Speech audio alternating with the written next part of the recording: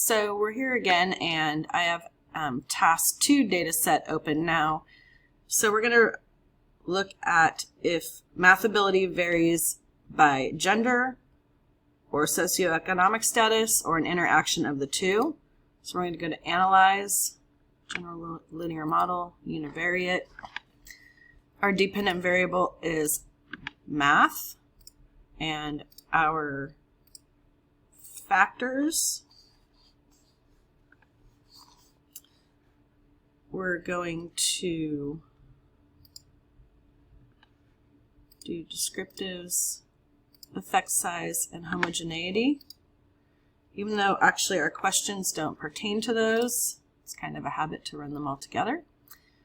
So here we can see the number of participants in each category in the descriptives.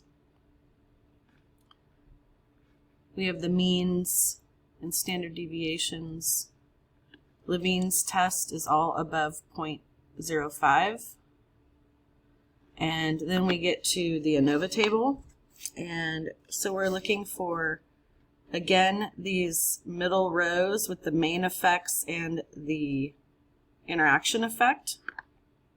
Main effect of gender, here's the degrees of freedom, the mean squared, the F value, and the significance is above 0.05, so it's not significant.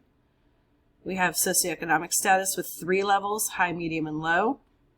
And we have degrees of freedom, mean square, the F value, and the significant. This is statistically significant because it is below 0.05. And then we have the interaction of the two main effects, degrees of freedom, the mean square, and the F value. And again, this is not statistically significant.